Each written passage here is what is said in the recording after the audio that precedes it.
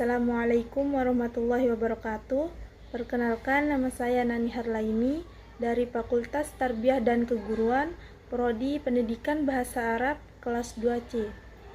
Di sini saya membuat video untuk menjawab 4 pertanyaan soal ujian tengah semester di mata kuliah Psikologi Pendidikan yang diampu oleh Ustazah Baik Widiani Takasih, MPD.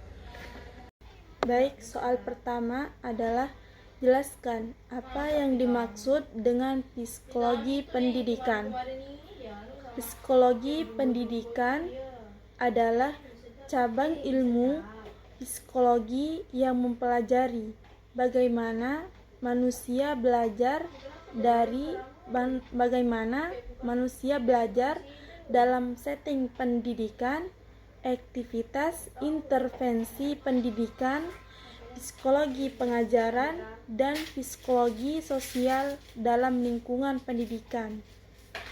Psikologi pendidikan membantu guru memahami proses mental, emosional, dan sosial siswa agar mereka dapat merancang metode pengajaran yang efektif, motivasi siswa, serta mengatasi berbagai masalah belajar. Fokus utama psikologi pendidikan adalah perkembangan kognitif, motivasi belajar, strategi pembelajaran, dan penilaian hasil belajar.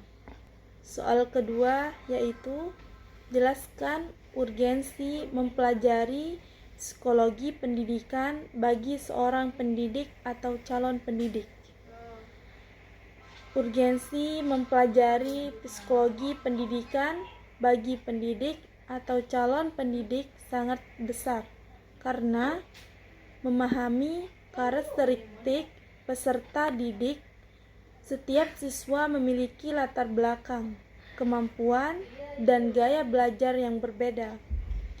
Psikologi pendidikan membantu guru memahami perbedaan tersebut dan menyesuaikan metode pengajaran yang tepat, meningkatkan aktivitas pengajaran dengan pemahaman psikologis. Guru dapat memiliki strategi pembelajaran yang sesuai dengan tahap perkembangan kognitif dan emosional siswa. Adapun meningkatkan motivasi belajar siswa, guru dapat menerapkan pendekatan yang mendorong minat dan motivasi belajar siswa berdasarkan teori-teori motivasi dalam psikologi.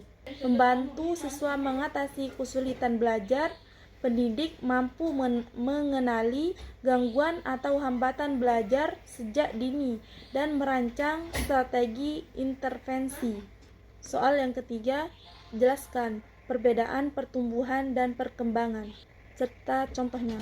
Pertumbuhan berkaitan dengan perubahan fisik dan kuantitatif yang dapat diukur seperti tinggi badan, berat badan, ukuran otot, dan volume otot. Pertumbuhan bersifat terbatas sampai usia tertentu. Contohnya, seorang anak usia 5 tahun memiliki tinggi 110 cm, kemudian di usia 10 tahun tingginya menjadi 140 cm. Sedangkan perkembangan berkaitan dengan perubahan yang bersifat kualitatif, menyangkut aspek emosional, sosial, kognitif, dan moral. Perkembangan tidak terbatas usia dan berlangsung sepanjang hidup. Contohnya, anak yang sebelumnya belum bisa membaca, lalu setelah melalui proses belajar, anak tersebut dapat membaca dengan lancar. Dan yang terakhir, apa yang Anda pahami tentang belajar? Jelaskan.